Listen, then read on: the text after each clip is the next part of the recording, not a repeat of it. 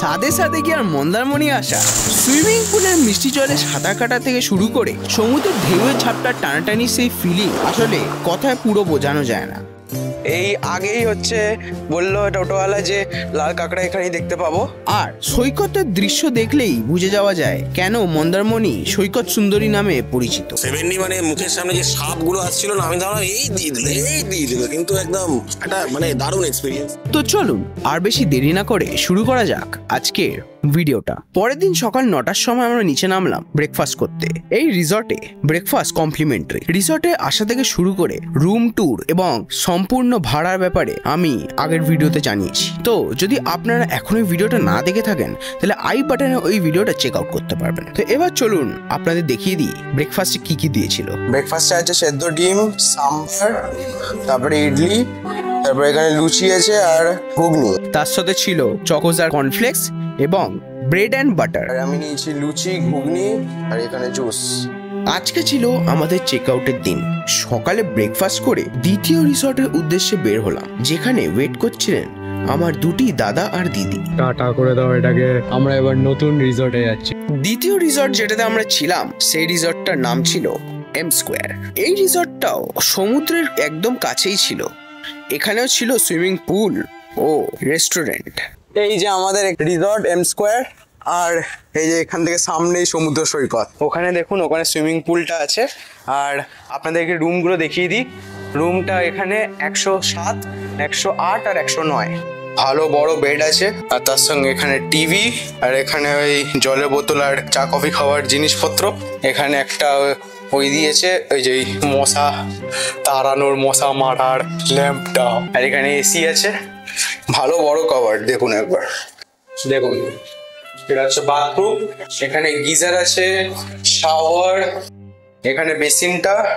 রিসর্টটা সুন্দর হোক বা দেখতে লাগুক মিডিওকার, ভালো হোক না ভালো হোক, রিভিউটা অনেস্ট হওয়াই সবচেয়ে দরকার। আমি বলতে পারি যে চাইলে আপনারা এই রিসর্টটা স্কিপও করতে পারেন, কারণ রিসর্টটার মেনটেনেন্সের বেশ কিছু সমস্যা ছিল। যেমন কয়েক জায়গায় বেডশিট ছেঁড়া ছিল, গিজার ঠিক মতো চলছিল না, প্রচুর আরশোলা দেখা যাচ্ছিল, সুইচ বোর্ডের কিছু সুইচ কাজ করছিল না, এবং 2-3টে ভাঙা জিনিসও দেখা গেছে। এর সাথে সুইমিং পুলেও মেনটেনেন্স দরকার, কিন্তু মেনটেনেন্স আরো ভালো করলে রিসর্টটা আরো অনেক ভালো হয়ে উঠবে। আর হ্যাঁ, যারা রিসর্টের ফেয়ার নিয়ে কৌতূহলী তাদের জানিয়ে রাখি যে এই রিসর্টের ভাড়া আমাদের পড়েছিল 2600 টাকা। এবার যাই সমুদ্র সৈকতে। সমুদ্র সৈকত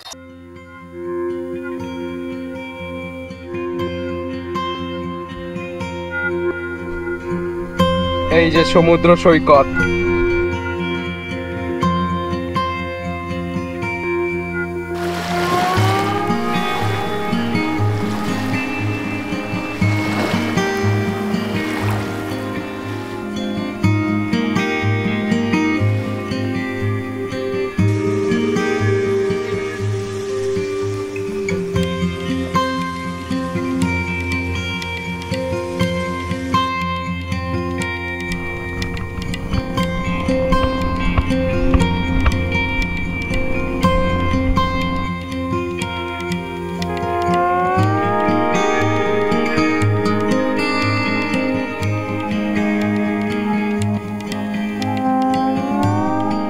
ওখানে টোটো চলাচল করছিল, তাই চাইলে আপনারা টোটো করে আরামে পুরো এলাকাটা ঘুরে দেখতে পারেন। বিচ দেখে অনেকের মাথায় এই প্রশ্ন আসতেই পারে যে এখানে ঘুরে দেখার কি আছে। আচ্ছা, সেই উত্তরটা আমরা ভিডিওর একটু পরেই জানাবো, তাই অনুরোধ রইল যে ভিডিওটা শেষ অবধি থাকবেন। চলুন এবার ভিডিওটাকে কন্টিনিউ করা যাক। এখন আমরা যাচ্ছি মন্দারমণি মার্কেটে।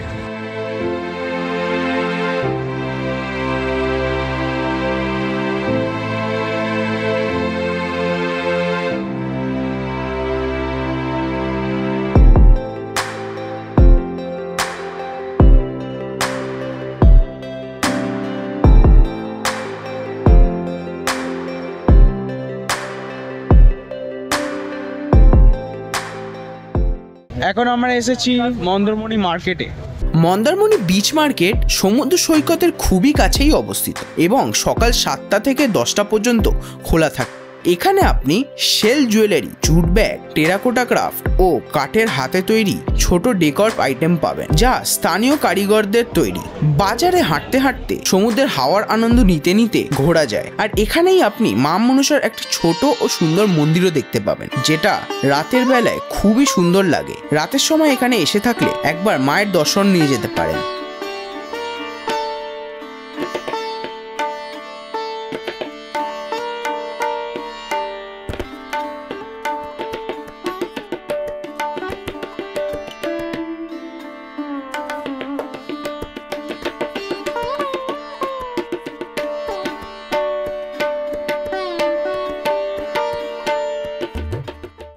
পরের দিন সকালে উঠে আমরা ব্রেকফাস্ট সারলাম। ব্রেকফাস্টে ছিল লুচি, ছোলার ডাল, ব্রেড বাটার ও জ্যাম, পোহা, সেদ্ধ ডিম, চা এবং ফলের মধ্যে ছিল তরমুজ। আমরা কফিও খেয়েছিলাম, কিন্তু কফিটার জন্য এক্সট্রা পে করতে হয়েছিল। ব্রেকফাস্ট শেষ করে আমরা বেরোলাম রেড ক্র্যাব বিচের জন্য। গুড মর্নিং বন্ধুরা, তো এখন আমরা যাচ্ছি হচ্ছে একটা বিচে যেখানে লাল কাঁকড়া দেখতে পাওয়া যায়। দেখি গিয়ে একবার লাল কাঁকড়া। চলুন, এখন আমরা একটা টোটো ধরবো। এই যে টোটো, সিটা এখন এখানে চলে এসছে, সমুদ্রটা দেখুন একবার। আগে ওই দূরে ছিল, এখন এত কতটা এগিয়ে চলে এসছে। তো আমরা এখন টোটোতে উঠে পড়লাম। লাল কাঁকড়া দেখলাম না, লাল কাঁকড়া।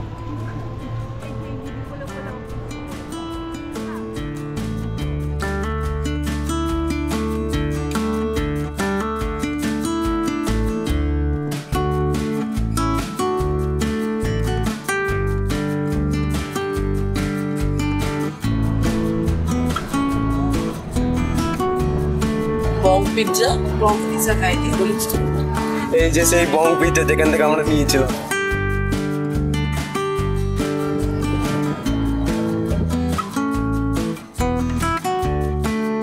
আমরা এখন এসেছি লাল কাঁকড়া বিচে। আর এই আগেই হচ্ছে বললো টোটোওয়ালা যে লাল কাঁকড়া এখানেই দেখতে পাবো। দেখুন একবার কতগুলো লাল কাঁকড়া দেখা যাচ্ছে এখান থেকে। দেখুন একবার, ওই যে ছোট্ট ছোট্ট স্পেক্স গুলোই হচ্ছে লাল কাঁকড়া। এই যে যেমন কি এখানে একটা ঢুকে গেল ভেতরে। উফ, কি লাল কাঁকড়া এখানে, কতগুলো লাল কাঁকড়া। ওই দেখুন ঢুকে গেল আরেকটা। কত বড় লাল কাঁকড়া ছিল এটা, এর মধ্যে কত বড় একটা লাল কাঁকড়া ছিল। এই যে এখন লাল কাঁকড়া ধরা হচ্ছে।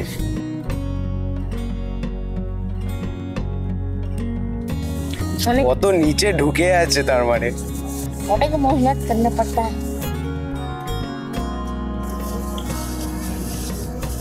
দেখুন কত নিচে ঢুকে আছে ওই লাল কাঁকড়াটা।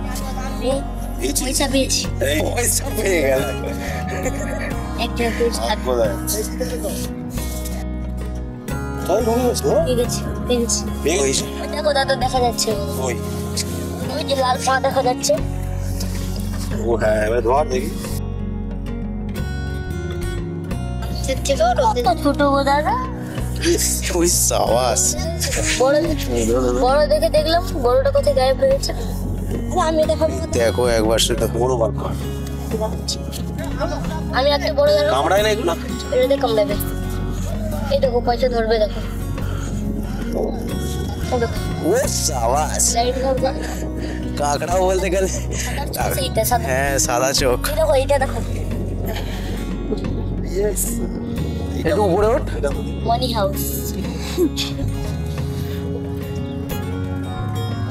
দেখুন একবার কি সুন্দর জিনিসটা। দেখো আমি ছেড়ে দিচ্ছি, এখন ছুটবে, দেখো। যাও যাও যাও। ওই দেখুন কি চড়ে দৌড়াচ্ছে ও।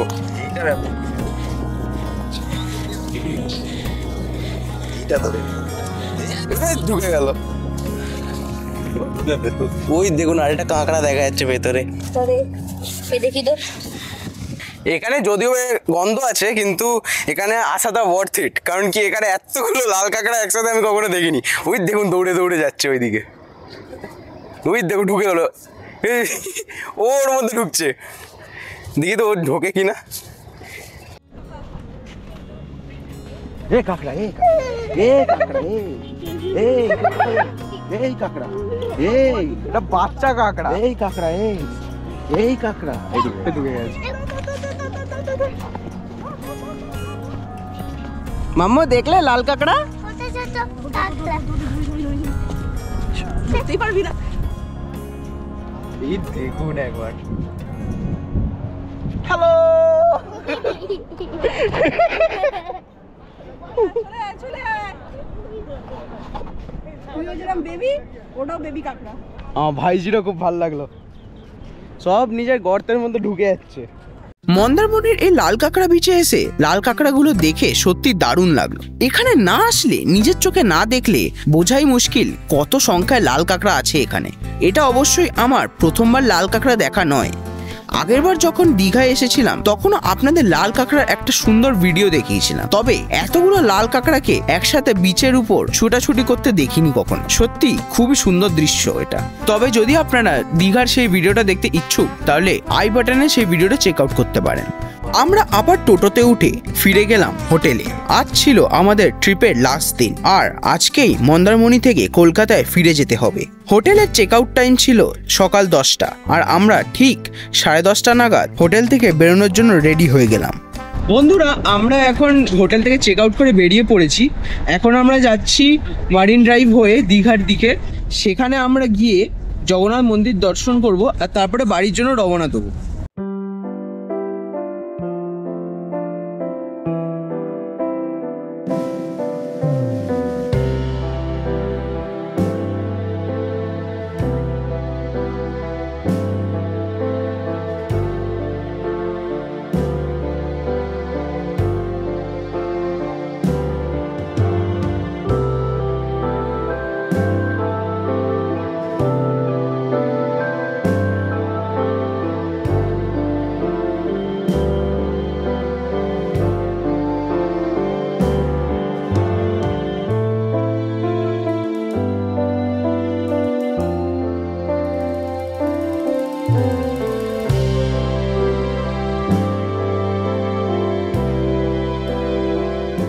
বন্ধুরা, এখন আমরা চলেছি 7Dর পথে।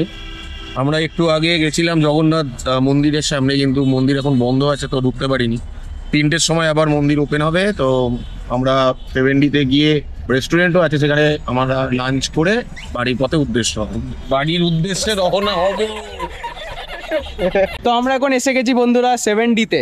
এই যে 7D থিয়েটার, এটা হচ্ছে 7D থিয়েটার। চলুন ভেতরে যাওয়া যাক। বন্ধুরা, 7Dতে কি হয় সেটা আপনাকে বলে দিচ্ছি। এই যে আপনি আমাকে দেখতে পাচ্ছেন, আস্তে আস্তে দেখুন আমি বড় হয়ে যাচ্ছি। ভালো করে দেখুন, আমি একদম সামনে চলে এলাম। এই দেখুন, 7Dতে এইটাই হয়।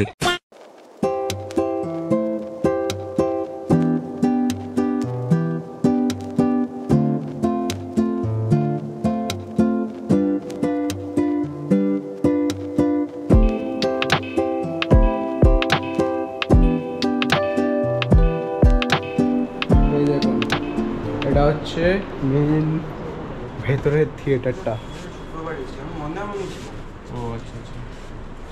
এই সিটটার উপর বসে এটা নড়ে, সব হয়, একদম ফিলিং দেবে।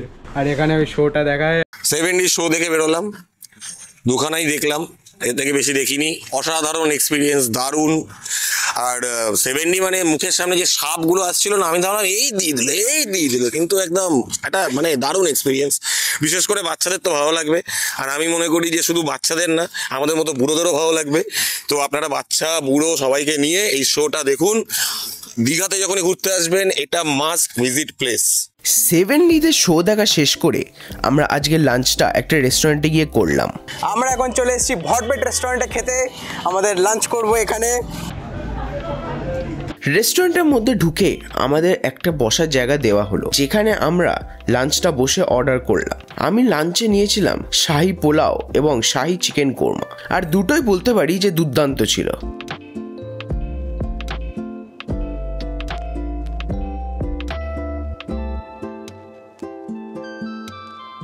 এরপরে আমরা বেরিয়ে পড়লাম কলকাতার উদ্দেশ্যে। তো বন্ধুরা, আজকের ভিডিওটা আমি এখানেই শেষ করছি। যদি আপনাদের এই ভিডিওটা ভালো লেগে থাকে তাহলে একটা প্লিজ লাইক করে দেবেন, আর হ্যাঁ, চ্যানেলটাকে সাবস্ক্রাইব করতে কিন্তু নিশ্চয়ই ভুলবেন না, আর কমেন্টেও জানাবেন যে কেমন লাগলো ভিডিওটা।